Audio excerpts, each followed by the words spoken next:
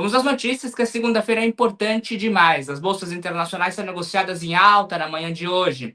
Estados Unidos e China surpreendem o mundo e fecham um acordo comercial em tempo recorde.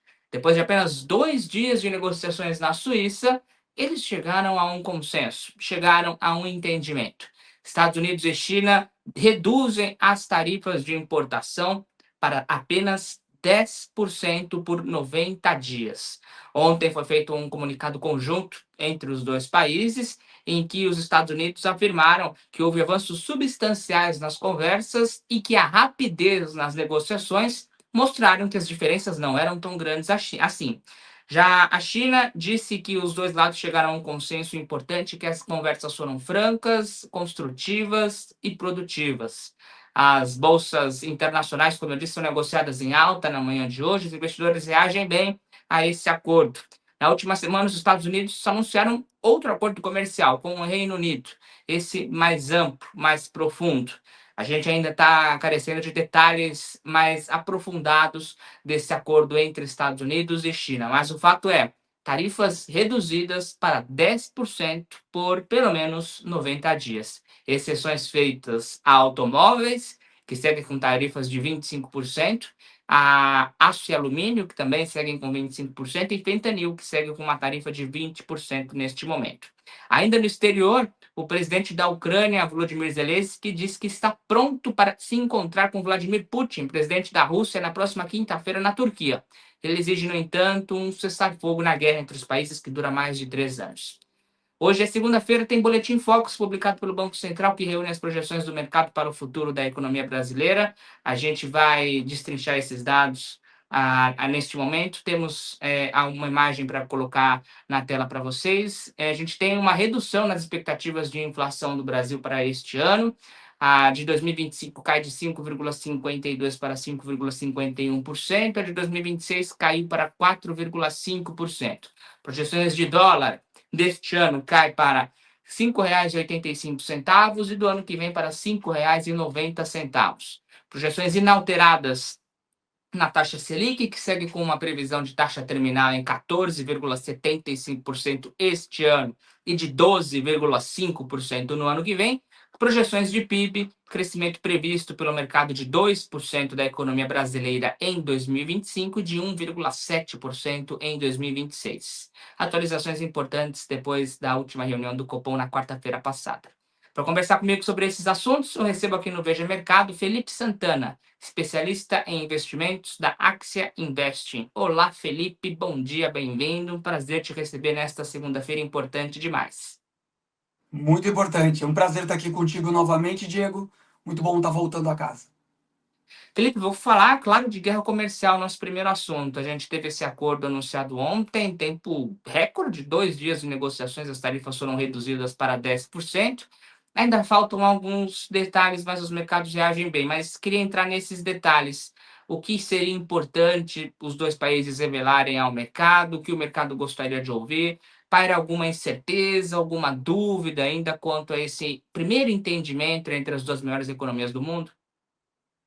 Então, Diego, me parece que fundamental um comunicado, como aconteceu aí nas primeiras horas da manhã, mas eu sempre pergunto, na verdade, vale o que é dito ou vale o que está escrito? Nós precisamos de um acordo formal, né? Bem formulado, bem escrito, com bases, diretrizes, para que o mercado de fato fique mais confortável. Tudo está sendo dito há muitos dias, principalmente pelos Estados Unidos. O presidente Trump, o Scott Bessent, lá, o secretário do Tesouro, e sua equipe já vem antecipando aí esse acordo, mas há muito tempo. E a China se manteve calada durante todo esse tempo. Então me parece que nós precisamos mesmo de uma formalização com todas as bases, todos os produtos, todas as alíquotas, como vai ficar a questão do fentanil, de fato, e não só uma suspensão. Uma suspensão de 90 dias a gente já viu acontecer com outros países, só que adotado unilateralmente pelo Trump, e isso pode ser modificado a qualquer momento. Há uma certa insegurança em relação a isso, e quando nós olhamos para a China, também existe uma visão diferente dos Estados Unidos. Os chineses estão, na sua imprensa local, apontando como um recuo dos Estados Unidos, e não como um acordo bilateral. Então, ainda é uma notícia boa, positiva, para começar a semana, muito positiva, mas nós precisamos do papel, aquilo que vai estar escrito, assinado pelos chefes de Estado e que tenha no tempo, né, se perfectibilize.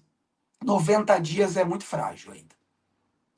Você falou da reação lá na China, né, de que seria um recuo dos Estados Unidos. É exatamente essa a minha questão. 2 dias é um tempo rápido para chegar a um primeiro acordo, a uma redução importante nas tarifas de importação dos dois países.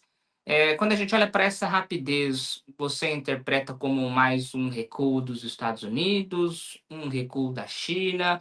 Quem está em situação de vantagem, vamos dizer assim, neste momento? Quem está com mais corda no pescoço, vamos dizer assim? Me parece que os dois países entenderam que nós somos uma engrenagem única, né? O mercado está muito globalizado dos últimos 15 anos, pelo menos, e todo mundo sai prejudicado. A sinalização num acordo tão rápido, ali 48 horas de reunião lá em Genebra, também me parece que é um acalma mercado. Isso é bom para os dois países, as duas maiores economias do mundo. Fortalece um pouco a estrutura que estava muito deteriorada, tanto diplomática como comercial entre Estados Unidos e China, e dá uma acalmada, coloca ali um paninho em cima da bagunça que foi gerada desde abril, quando nós começamos, ali início de abril, quando começamos com a guerra tarifária de fato. O acordo deve ser desenhado nas próximas semanas. Vê que 90 dias é bastante tempo para que se possa desenhar. O recuo ou não, ele vai ser visto de acordo com o lado do balcão que nós estivermos. Para o investidor americano, houve um recuo da China. Para o chinês, do americano. Na verdade, ambos trazem essa narrativa para os seus países, mas eu acredito que ambos acreditam e sabem que um depende do outro. É fundamental que a mercadoria chinesa chegue em um mercado consumidor gigantesco como é o americano. As empresas americanas precisam da China também. Então, todo mundo finge que não recuou, mas me parece que todo mundo deu um passo atrás para poder fechar um acordo minimamente ali aceitável para 90 dias. E muda algo para economias emergentes, mercados emergentes, taxa de câmbio, é tudo muito recente ainda, mas o Brasil era tido até pelos jornais americanos como um dos possíveis vencedores dessa guerra comercial, taxas reduzidas. Agora você entende que muda algo para o cenário base do Brasil e muda algo em relação à taxa de câmbio também, já que o dólar caiu bastante nesse período? Muda muito. Nós somos exportadores de commodity natos. Nós precisamos do mercado chinês. A China precisa mandar para o mercado americano, Europa e tudo mais. Então o Brasil ganha muito com isso. Primeiro porque o Brasil, assim como grande parte da América do Sul, já ficou periférico nas taxas, né? Nós já passamos ali quase desapercebidos com a tarifa ali de 10% quando tivemos o grande tarifaço do Trump. Então já saiu barato para o Brasil. Ainda bem que o governo brasileiro falou, mas falou pouco, não teve uma questão de retaliação nem nada. Então, o Brasil ganha porque as commodities sobem, nós vendemos commodities, isso pode melhorar ainda o nosso fluxo, a nossa balança comercial, a nossa entrada de moeda estrangeira aqui no Brasil e mesmo investimento estrangeiro no Brasil. Basta a gente dar uma olhada na Vale, que é o nosso principal papel do Ibovespa, ela depende muito do mercado chinês. Se a China vai mal, a Vale vai mal. Ou tem que abrir novos mercados, o que leva tempo, certificação, embarques, tudo mais. Então o Brasil sai, sim, de certa forma, vitorioso. Eu apenas sou cauteloso em relação a essa vitória, porque, como eu disse, tudo pode mudar, né? O mercado financeiro, uma das belezas do mercado financeiro é que tudo pode mudar a qualquer momento. Assim como nós temos uma pausa de 90 dias, basta que uma nova rusga apareça entre Estados Unidos e China para que essa decisão seja suspensa, para que um acordo seja recuado ou mesmo seja aumentado, expandido aí por mais dias ou para mais produtos. O Brasil sai sim vitorioso, resta saber agora se nós vamos conseguir aproveitar isso para fazer novos embarques, melhorar nossa infraestrutura, melhorar preço, produção, cortar custo e aí sim se valorizar e se fortalecer com isso.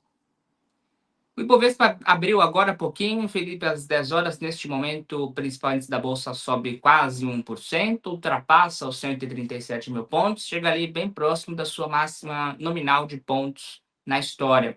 Semana passada a gente teve movimentos muito importantes depois de resultados corporativos. O Bradesco, por exemplo, um banco grande, com muitas ações no mercado, subindo quase 20% numa única sessão. São movimentos que chamam muito a atenção, movimentos atípicos nas ações e mesmo essa máxima histórica que a gente está vendo agora. Isso te transmite que mensagem? Tem muita gente esperando algum gatilho para entrar em bolsa, as ações estão muito desvalorizadas. Você entende que esses movimentos atípicos, essas super altas, refletem algum movimento mais profundo no mercado de ações do Brasil? Sim, Diego. Eu vejo que a Bolsa Brasileira está barata, mas a gente pode observar que tem uma facilidade muito grande do Ibovespa e das ações ligadas ao Ibovespa subirem com uma velocidade muito grande, mas realizarem na mesma intensidade. Então, o mercado brasileiro pode ser um mercado, como diz a bola da vez, mas os investidores estrangeiros eles têm muita facilidade de desmontar posições. Por isso os bancos estão ganhando muito, Selic está muito alta, há quem diga que terminou o ciclo, o próprio Boletim Focus de hoje já vem precificando uma pausa no aumento das taxas de juros, mas os bancos faturam muito, os nossos exportadores também têm, com questão de safra, commodities, têm ganhado bastante dinheiro e muitos papéis baratos. Nossas companhias aéreas estão na lona, varejo está na lona, construção civil, própria siderurgia e mineração, os papéis estão muito baratos aqui no país. Com a questão do câmbio, então, para o investidor estrangeiro fica ainda mais barato. Mas a cautela da vez é o seguinte: tá barato? Tá, mas ao menor sinal de crise ou retomada de crise global, ou mesmo aqui no cenário doméstico, os investidores realizam em cima dos investidores que estão comprando. Há uma facilidade de subir e uma facilidade ainda maior no recuo dos papéis. E quando olhamos para as próximas semanas, você entende que quais fatores que devem mais influenciar os rumos do Ibovespa? Guerra comercial, questão da taxa de juros, risco fiscal aqui no Brasil. O que está no radar? O que é mais importante para influenciar nessas precificações do mercado nas próximas semanas, Felipe? Bom, Diego, a agenda está cheia, né? Nós teremos a inflação nos Estados Unidos já no nosso radar. Nós temos que ficar de olho para ver se vai sair um documento concreto assinado pelos dois chefes de Estado, os seus representantes, em relação a esse pacto novo comercial, que pode servir de baliza para os outros pactos. E eu vejo também uma pedra no sapato dos investidores na quinta-feira. Está programado para quinta-feira um evento do governo federal, o qual o Lula deve estar presente, ou não, ainda não sabemos, que o governo deve anunciar a isenção na tarifa de luz para cerca de 60 milhões de pessoas, né? Baixa renda, quilombolas, indígenas, consumidores de até 80 kWh. E isso será colocado, essa conta de quase 4 bilhões, vai ser colocada no colo da indústria, dos grandes consumidores. Se isso de fato sair no Diário Oficial, esse evento acontecer e começar essa isenção de forma imediata ou quase imediata, nós poderemos ver a nossa curva de juros disparar. Então nós temos um fator de risco aqui para o Brasil com relação ao cenário fiscal e à inflação, porque a indústria pega esse aumento todo e repassa na ponta da gôndola. Então, mesmo o consumidor de baixa renda que eventualmente economizar na luz, vai gastar mais no arroz, no óleo, no chocolate, na bebida e tudo mais, porque a indústria vai repassar. Então, isso é fundamental nós ficarmos de olho. Fora isso, logicamente, o cenário lá fora e ficarmos de olho como o dólar vai se comportar nessa semana. Será que os Estados Unidos saem fortalecido e a moeda americana ganha frente às outras moedas, principalmente as emergentes, ou teremos uma certa acomodação? É ficar de olho porque a semana promete. Você falou de fiscal, acho legal a gente trazer esse assunto, porque foi a grande preocupação do mercado no ano passado, razão do dólar a quase 6,30. Nesse ano a gente tem falado menos de parte fiscal. Você entende que esse assunto foi atropelado por outros temas mais importantes? Ou que houve alguma melhora no cenário fiscal do Brasil no cumprimento das metas nos próximos anos? Não, não vejo nenhuma melhora, inclusive no nosso horizonte, no nosso radar, vejo alguns sinais de piora.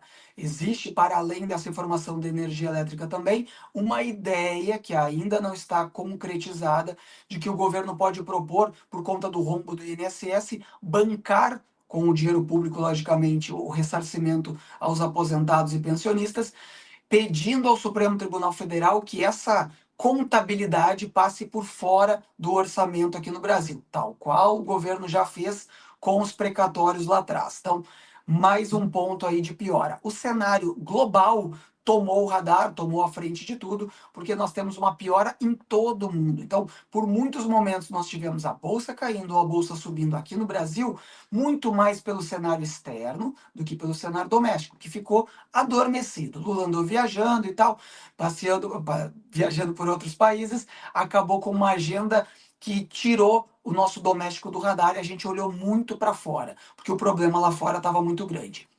Se o problema lá fora começa a esfriar, a gente começa a olhar para o doméstico e aí o cenário fiscal volta para o radar.